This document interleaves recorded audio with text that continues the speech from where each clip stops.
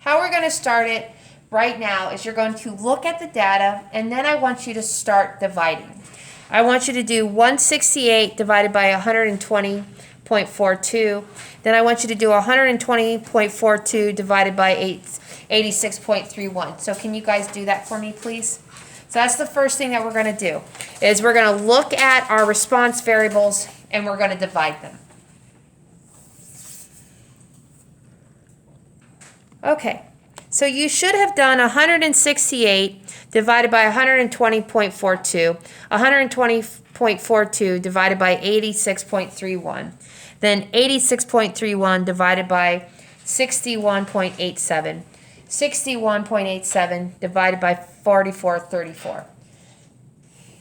What did you notice about all the numbers you got? They're almost the same. They're not identical, but they're almost the same. Okay. So in a line, right, in a linear equation, they, now I lost my train of thought. Okay. The slope is the constant. They keep increasing by that. So in an exponential, we're going to notice that increase. Okay. So what I want to do is I want you guys, I want you to enter the depth into list 1 and the light intensity into list 2. All we're doing right now, all we're going to do right now is just check out the scatter plot. We're not going to do much else. Oh my gosh, you guys.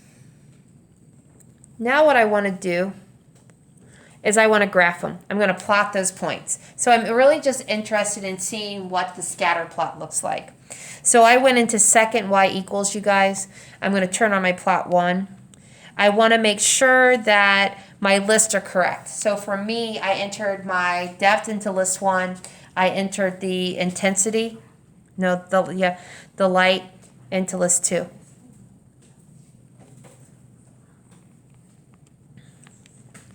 And do a zoom 9.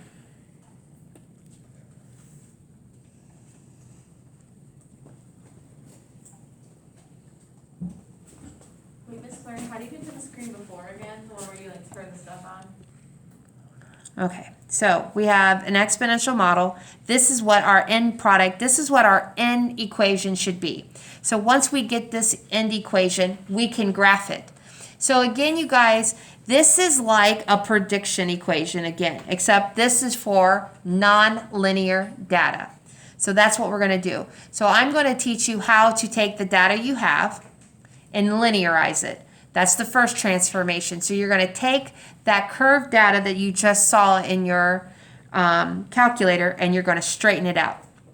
Then what we're going to do is we're going to take what we did and transform it back into this equation. So what I don't want is I don't want you guys to get into a lot of when do I do this and how do I. So I am going to just give you the equation.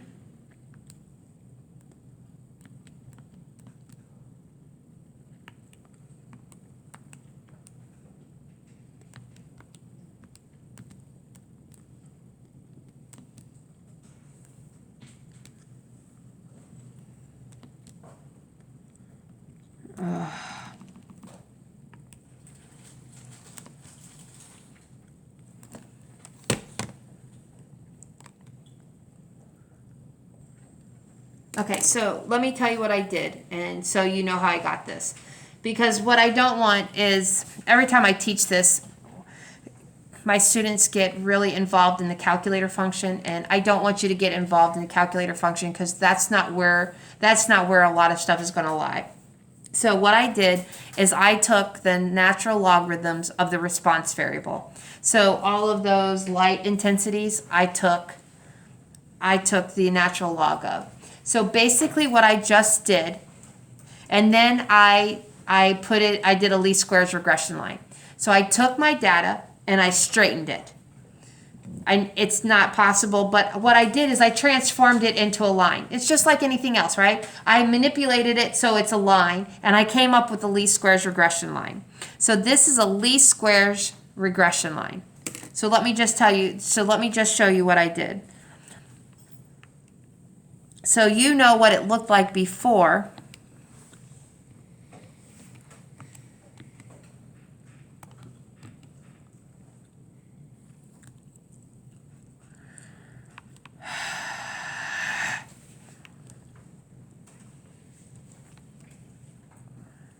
I do not know why it's not working for me. Okay. Please hold. So that's what happens. I took the natural log of the response variables and I graphed it. Now do you see what I mean by a transformation? I don't want you, because you can get all wrapped up in those calculated functions. That's not what I want. So what I did is I took the natural logarithms of the response variable, and then I did a stat calc 8 and I got this. You're not going to have to do that, but you have to understand the process. What did they do? They took the natural logarithms of the light intensity and they gave you an equation. So what they did is they took that curved data and they made it into a straight line so that we can work with it. Now our job is to transform it. We want this equation right here. That's the equation we want. So probably if this wasn't an AP class, if it was they would have you enter, and then you could use there's an exponential key on your calculator. But the problem is that you have to understand what it's doing. And this is what they're going to give you. So the first thing that they're going to give you is they're going to ask you, is this decreasing or increasing? Is this an exponential model or is it a power model? Okay, that's the first thing. Then they're going to give you an equation. And they're going to say, this transformed the data. Now what they're going to ask you is to transform this into an equation. Does anybody know the inverse of a natural log? What is it? It is E. So we're going to take the E of both sides.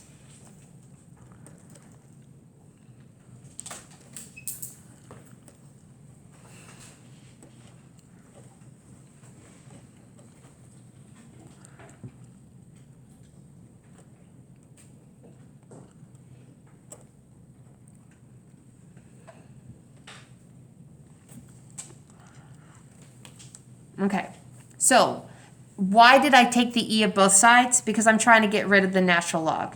Because you guys, you can't have natural log in your equation, and this is decreasing, and you want, basically, you can't have it's not that you can't have the ln in your equation. You can't have ln of y hat. You have to have y hat by itself. So we did the inverse. So these cancel out, and I'm left with y hat. Well, that's perfect. But now I have to deal with this side, okay?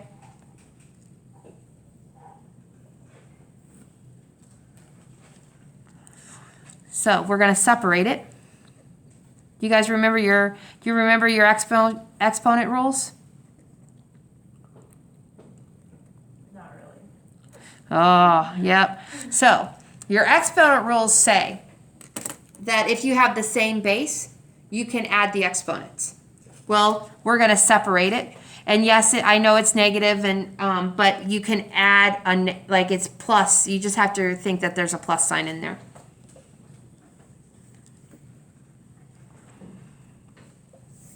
So basically, you're always going to separate these. If you're right now, you're like, holy cow, I don't know what she's doing, that's okay. Okay. So I want you to go to your calculator, and there's an LN button like right across from the 4. See the LN button across from the 4? You're going to hit second LN so that you get an E. Is that an E? And you're going to type in 6.7891 and close it. And what do you get?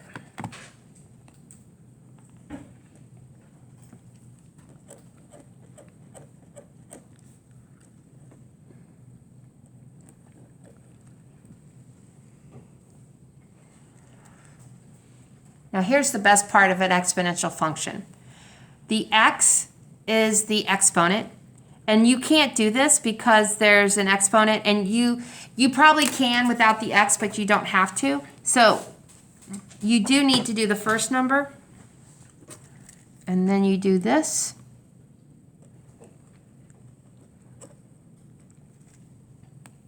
And that's your equation for the data that we graphed.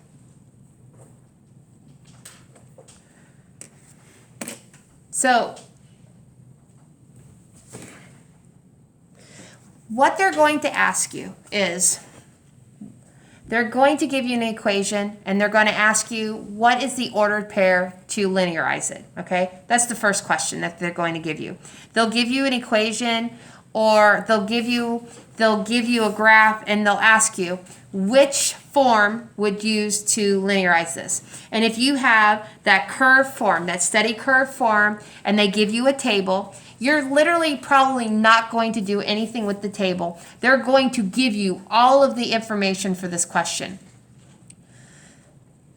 The first thing that we did is we divided, right? We looked at the picture and then we divided. That's how we knew it was an exponential model. If it's decreasing, you know that this is the model that you should use. X comma ln y is going to linearize it. That's what we need to do. We need to take the natural logarithms of the response variables. Then they're going to give you an equation, and they're going to ask you to transform it into the equation for the graph. So I want to show you what I mean by that. Voila. So that equation that we just did, so let me show you. I typed in the equation that we just transformed, that entire equation. Do you guys see that? And then I did a zoom 9, and that was my original picture, and there's my prediction line. That's what we're doing. We're taking nonlinear data, we're linearizing it, and then we're coming up with an equation to fit our nonlinear data using a least squares regression line. So let me say that one more time, because I know that it could have sounded like, holy cow.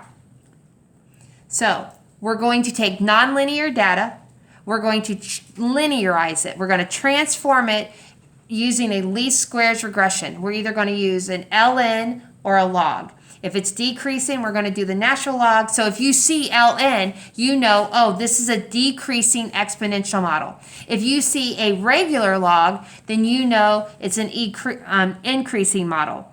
We're going to take that data, and then we're going to transform it back into the equation for the original data. So this is what we did. So what we did is we took, well, what I didn't make you guys do it. I had you see if it was, I had you guys see if it was exponential, and you knew it was exponential because when you divided, you kept getting the same number. And then I had you look at the picture, and you could see that it was decreasing. Most of the time, what they're going to do is they're going to give you the picture, and they're going to ask you a question about the picture. Which one would linearize this? If it's decreasing, you know it's this one. If it's increasing, you know it's this one. So today, all we're worried about is exponential models. So this is your end all be all. But what is wrong with that? What is wrong with that equation? It's beautiful, and you know it works, but what's wrong with it? Well, I kind of already did it. So that works, right? But what is x? Look in your book. What is x?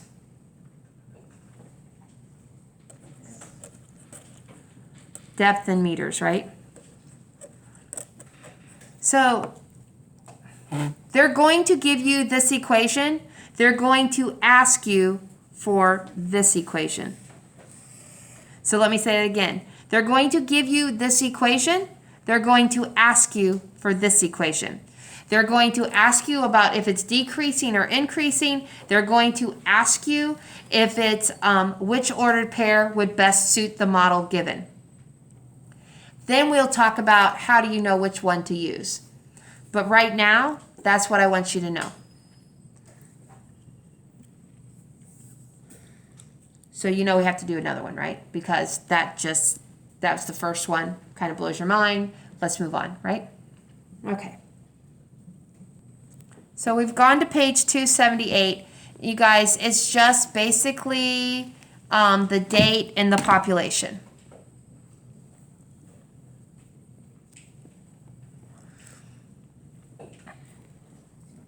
So what is happening to the population? What do you see? Is it increasing or decreasing? Increasing. Okay, so that's good. The next thing that we need to decide is it exponential. So to do this, we're going to do we're going to start with the 281.4 and divide it by 248.7. 248.7 divided by 226.5. So go ahead and start dividing those numbers. I know Matt and David, you can't really see this, so I apologize. But you could really start anywhere and just divide and see if you get the same constant. And that's what we're looking for. Is it increasing by the same number?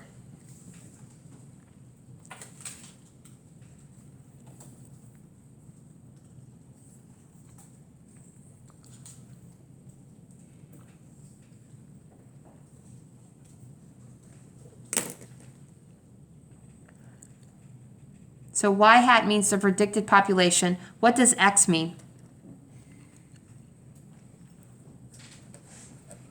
Years since what? 1790. Okay. So there's a couple things from this equation. So can you put it in context of the problem? So this is the equation I've given you. You guys, if you're at home, I know you're online. I'm talking to the people that are watching the video. There isn't any calculator functions we did. I'm doing them for you because they are not going to expect you to do it. You just need to know, hey, they took the logarithms of the response variables. That's how they got this equation, okay? So what they just did is they took the logarithms of the response variable and they gave us an equation. Our job is to take this equation now and transform it into the equation that matches the data. So let's do this. So ln, the inverse is e. For a log, the inverse is 10. So I'm going to do 10 to both sides.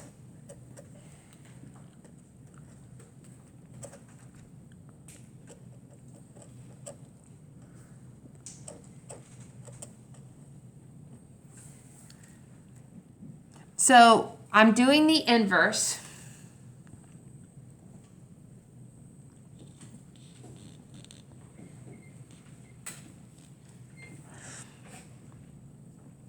The 10 and the log. So you need to know two things. You need to know that the inverse of ln is e, the inverse of log is 10. These cancel out and I'm left with y hat. Now what I'm going to do over here is 10 is my base.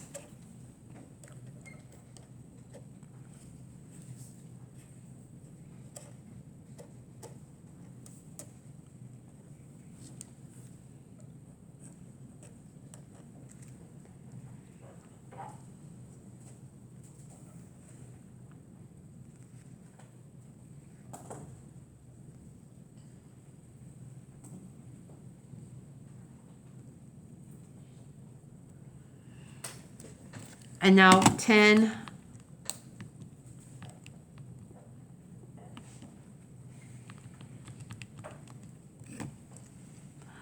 Did you guys get this?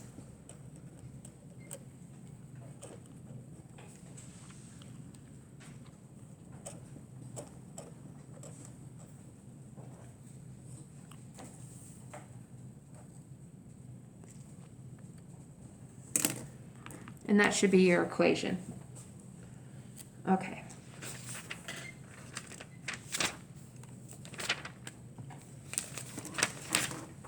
Okay.